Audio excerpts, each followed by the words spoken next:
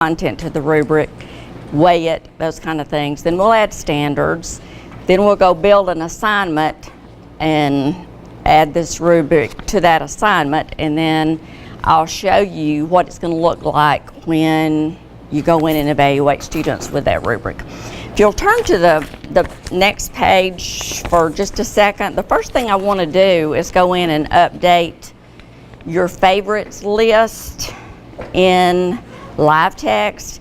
If you've had to go search for standards at all in LiveText, you know that there are hundreds and hundreds and hundreds of databases. To make that simpler for the individual user, there's a favorites list. In your favorites list should be all of your standards database or your standards lists, like the JSU standards and any of your SPA standards. And again, those are all in LiveText, but if you'll take the time initially to put those in your favorites list, then when you start creating rubrics or looking for standards, then you're only going to have to search through your favorites list and not through, I think I saw a while ago, there was over 1,300 pages of standards list. So we're going to do that first. Some of you may have already done this because I always do this first to make sure we're all on the same page. But once you log into your LiveText account, if you will click on My Account up in the top right hand corner, My Account has all of your information, and I want you, for now, we're going to scroll down to the area that says Statement Sets. Now everything I'm doing with you today has a step-by-step list so that hopefully when you go back to your office, you can repeat some of the procedures. Notice in my favorites list, I have several of the technology standards. I have some old JSU standards that I really need to get rid of. And the one that we are going to be working with today, which is the one that you should all be using with your rubrics, is the JSU ED 215. Every standards list that has been created for JSU usually starts with AL for Alabama, then JSU, and then whatever the name is. We did the 214 list, the 2014 list, and then we had some edits, so we had to go, couldn't delete it, we had to go add a new list, and that's why it's 2015. We're just going to add that one set today, but keep in mind once you go back to your office, you'll want to add your other standards list if you have some other ones. If you'll click Edit beside the statement list, all right, you see again, this is starting, well, this is my favorites list. I want to go add another set. So you see the tab Search and Add Favorites. I want you to click on that. And notice it's showing the first page, 20 sets of standards of 1,313 pages. And that's what is so cumbersome when you start looking for standards. That's why it's very important that you add to your standards list. Now, if I went page by page by page, I think our JSU set is probably on maybe page 13, but I want you to use the search button. We know AL-JSU is the start of our standards. So if you'll type in AL-JSU and hit search, it will go search through all the LiveText standards list that have that information in the title. And notice we have about 6 sets. It's the very last set. If you have not added the new 2015 set to your list, go ahead and click the check. At the top, click on Add to Favorites,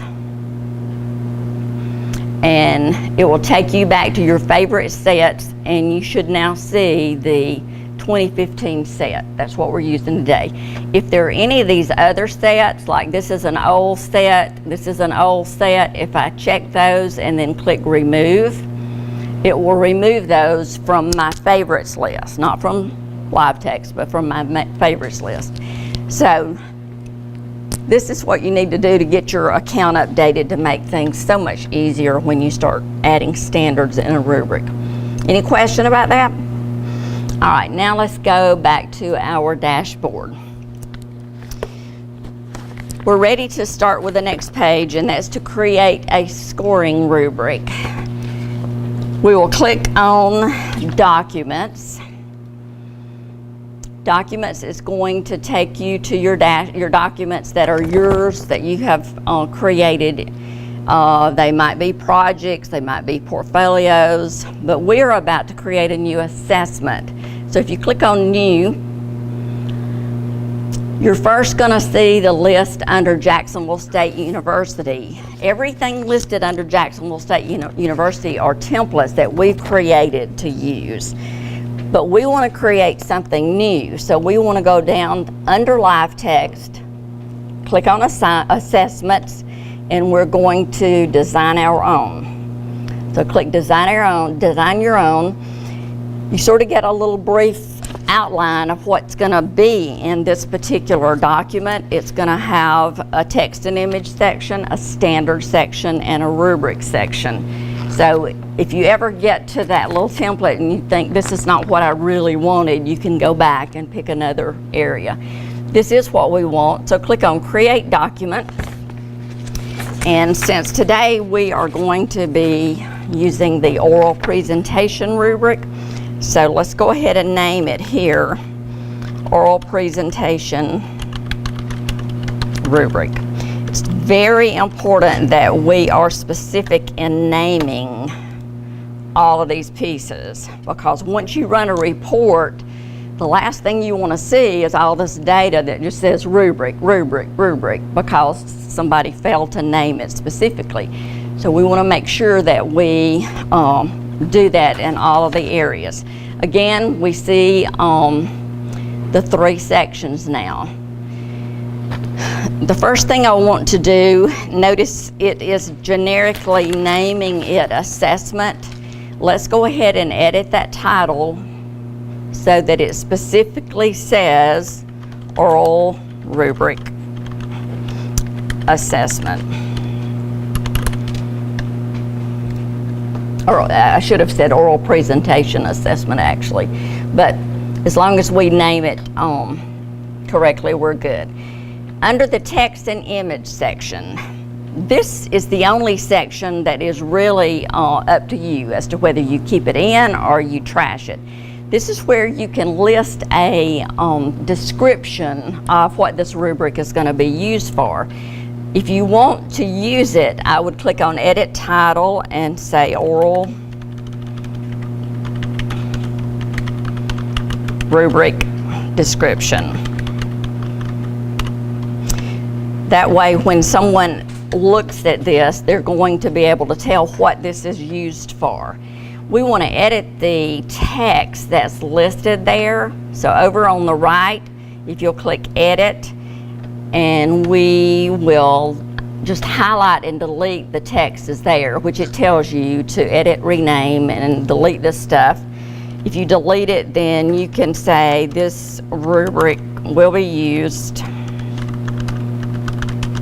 to evaluate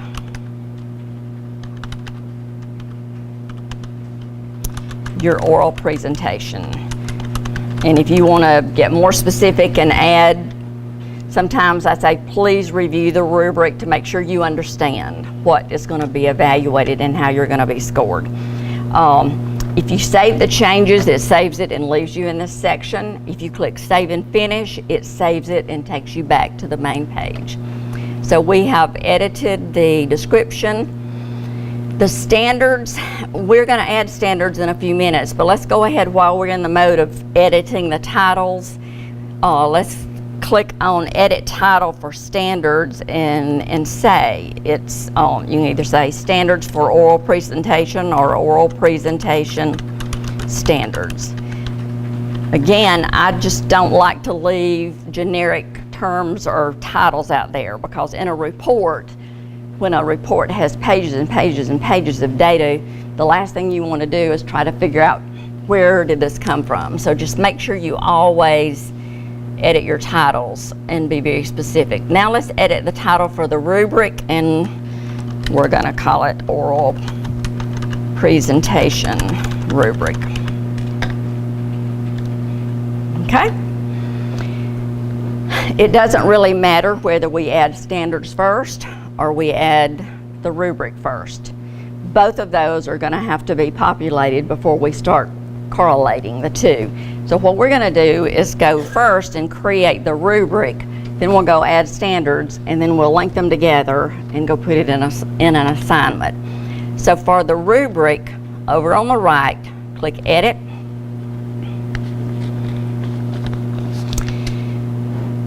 And we have a rubric. Basically, it has no columns, no rows. So we want to select, you see it says choose a set of levels.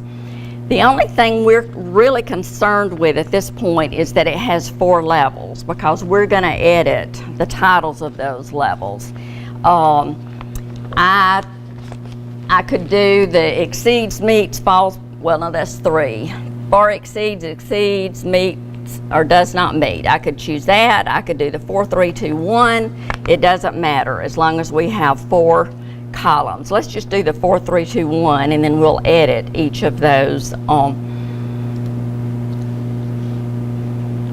like we want them. So we've got the 4 columns, which is typically what our JSU rubrics usually look like. To edit those titles, if you just click on the one that says 4 points, and our first level, let's go from 4, 3, 2, 1. So 4 we usually call what, exceptional? Is that typically what we have? So let's put let's backspace what's there out and do exceptional. Now this one is defaulting to 4 points because that's what we chose. If we wanted to change that number to be any other number, we could do that. But 4 works for us. On 3 points, if you will click on that heading, backspace, we are going to do proficient. And we'll leave it alone with the level 3. Go ahead and click on 2, backspace that out, and we'll do emerging. Click out of the box, then go to level 1, and backspace that out and do unacceptable. And then just click outside the box. Okay? Any question about that? All right. We're now ready to add our row headings. Now the sample that I gave you on the very front, notice that it has some titles in there. It's broken the rubric into 3 different segments. The first segment is going to be nonverbal skills, then verbal skills, and then content. The way we're going to do that, if you do want to break it into pieces, or say you have a standard that you really could break into like 2 or 3 substandards, this would be a way you could do it. You could put the major heading there and just give it a value of 0. Then all it does is divide, and then you put your sub areas under it. So that's what we're going to do. Over on the left, we're going to start adding our row headings. So on the first one, I click on it to add, and it's going to default to element 1. Anytime you want to change, you just click on the box element 1, and we're going to call this nonverbal skills. And because this is only a placeholder, it doesn't count anything, we're going to change the weight to 0 and then click outside the box. Okay, let's go on down a few more. Add the next one. It's going to say element 2. Click on element 2. Let's change that to eye contact. Notice it weighs a weight of 1. click outside the box, and now you're going to see that right now we have one thing that's going to be used in the rubric, and it counts 100% because it's only right now one thing. As we add them, it's going to be 2, and they'll be 50% each, and then 3 and 4 and so on. We will be able to change that in a few minutes if we want to. If we decide we want to weigh one row more than another row, we'll simply adjust those weights. Click on Add, and let's get the body language. I'm sorry, click on element 3, and you'll have to delete. Okay. Click outside the box, then go ahead with poise. If you'll add another level, element 4, and we'll call that poise. And click outside the box. So, at this point, we have added 3 rows that are going to be used in evaluation. It has evenly divided those as 1/3 each. Okay? All right, let's do the next heading, the verbal skills. So if you click Add, be element 5, we'll make that verbal skills and give it a weight of 0 since it is only a placeholder, and click outside the box. Okay, let's go ahead with a couple more. Element 6 we'll let be enthusiasm.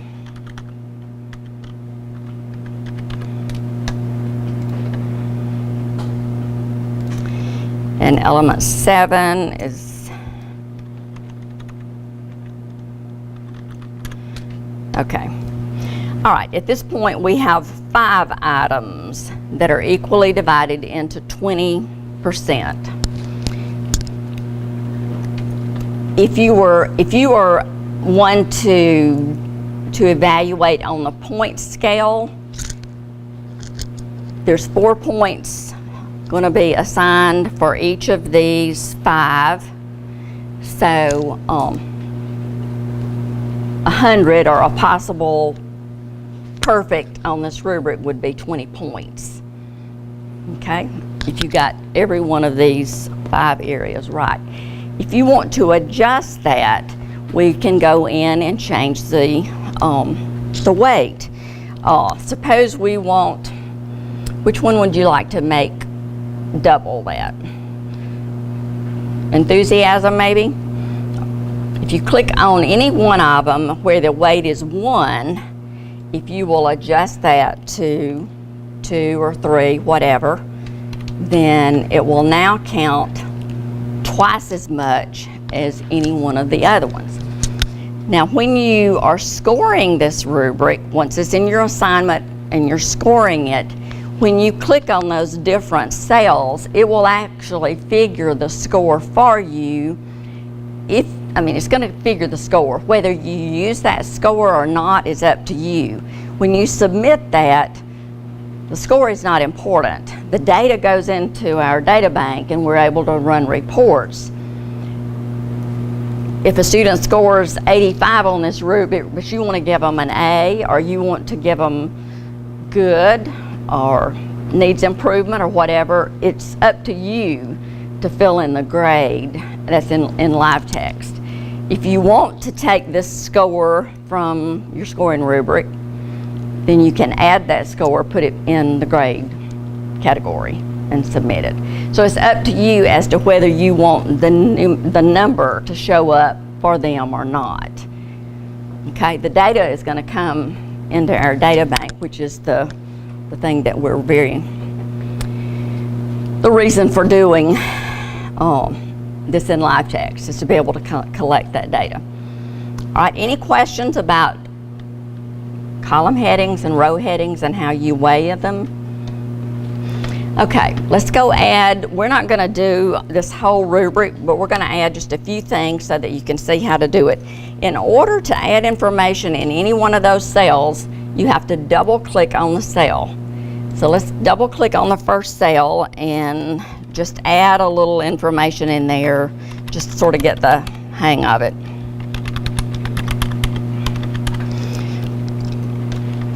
Once you have added the information, you just click outside the box and it saves it. Okay, then you will go on to another cell.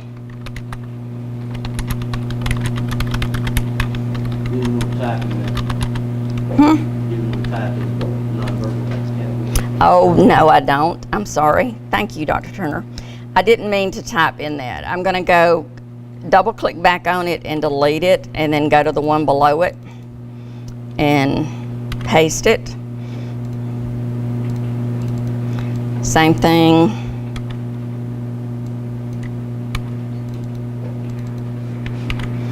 Okay, and if you need to go back and edit anything, you just double click on that cell and edit it.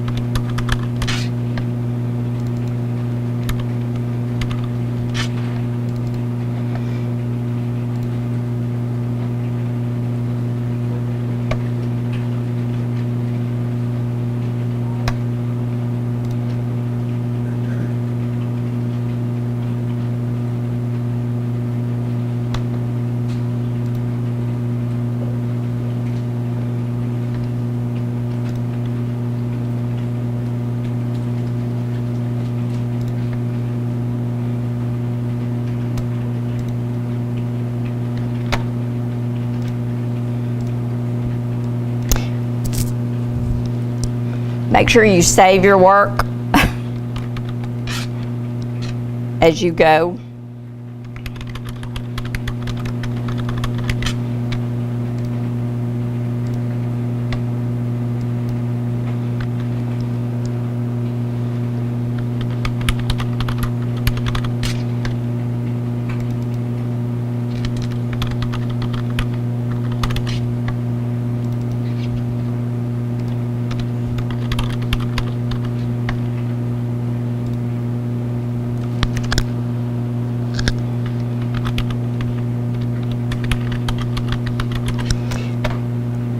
So save your changes often. I hit the wrong button and came out of it and did not save. So it's very important. You can't hit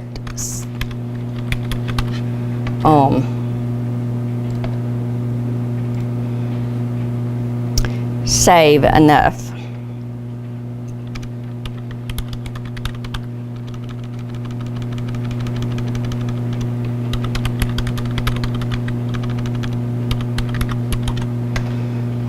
Okay.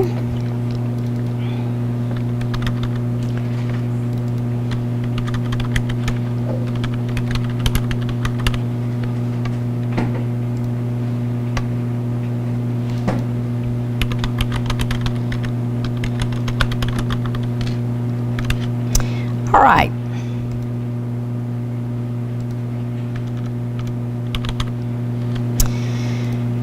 So you would continue until you got everything in your rubric and saved it. And now you're ready to go add your standards so that you can correlate them to the rows that your standards apply to. If you'll click Save and Finish. We're now going to go to the Standards section. We've edited the title as Oral Presentation Standards. If you click Edit on the right, then it brings us to the Standards page, and we're now ready to add some standards. You can click Add New, or you can click Add with the plus sign. It doesn't really matter. When you click it should load your favorite sets. See, I have my favorite sets. We're looking for the JSU 2015 set. So if you click on the down arrow under All, notice All right now is just our favorites. It doesn't list hundreds and hundreds of them. Click on the JSU ED 2015, and it will bring up the first page. If you click on search, the first page of those standards. If you know for sure that it's going to be like the 2-point something series or the 3-point or whatever, if it's not necessary for you to scroll all the way through, you know exactly which standards you want, then you could have added that in the search category and not have to search. Let's put like 3.0 and see what we get by narrowing it down. Well, let's just put 3. Okay, if I put 3, it will narrow it down to anything that has a 3 in it, and here are all of my 3 standards. So if you know it's 8 point whatever, you could put an 8 in, but that's a way of narrowing it down. Now, one thing about adding standards is whatever you select on a page, you have to add and then go through that process to find them, the ones you want off of another page. So if you will, just click, we just need to add some standards to our standard set. If you'll just select a few standards, and then at the bottom of the page, we want to add the selected standards. Okay? So notice, it brings us back to our oral presentation standards. We now have 3 standards in there.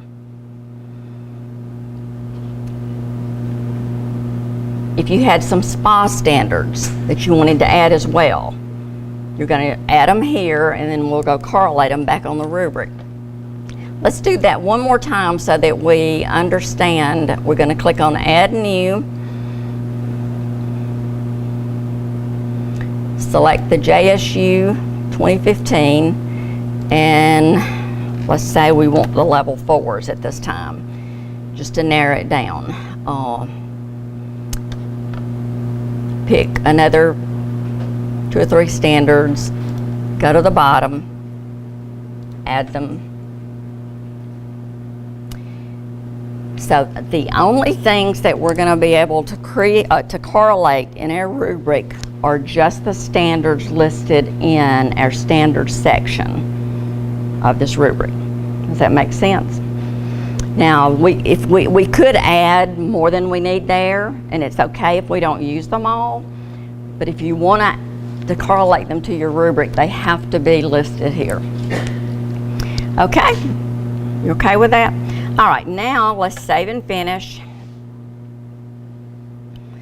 So our document has our description, it has a list of the standards that we're going to correlate in our rubric, and then it has our rubric. We now can go correlate. So let's go back to the rubric and click Edit. You'll notice by clicking on one of the columns, any column that you want to correlate, if you'll click on, row, any row heading you want to correlate, if you click on it, notice you have a new box that appears below it. This is all the standards that we have put in our standards section. So whatever standards need to go with this particular row, you would click and click Add. And notice they appear in your row. If you want to add another one, you click and Add. Okay? If at any time you don't want one of those, you can click on it in the left column and remove it. You add as many standards as you need to there. Okay? If you click on another row, again, same standards are listed. Pick one to add, or more to add. Click outside the box. Keep in mind, every standard that is linked to your rubric, we're going to have the ability to run a report on that standard. So in your department, if you needed to see how you're doing on standard number 4.5, we could run that report, and every rubric in your whole College of Ed that has correlated that standard to it and used it actually as an assessment, that information is going to show up in that report. Does that make sense? Okay. Any question with the standards? Okay. Now, let's go create an assignment and put this rubric in there so that we can use it to assess. What we've done at this point is we've created the rubric and we've added standards and correlated it. In order to actually use it, we need to go put it in an assignment. That does not mean that the students have to turn something in. This is an oral presentation rubric. More than likely, it's going to be an oral presentation and not something that the student is going to physically submit to you. When I set up an assignment in LiveText and I know that I'm not requiring anything to come in, I say in the description, you will not submit anything in this assignment. This assignment will have the score for your oral presentation.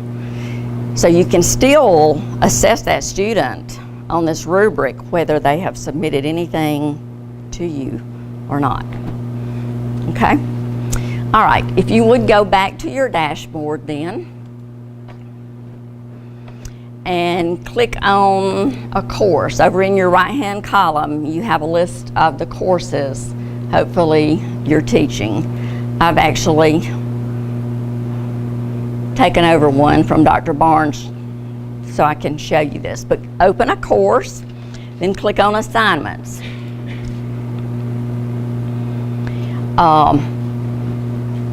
If you have created this rubric and want to go back and add it to one of your old assignments, you can do that. Or if you want to create a new assignment, which let's do that today, create a new assignment, and we're going to call this oral presentation.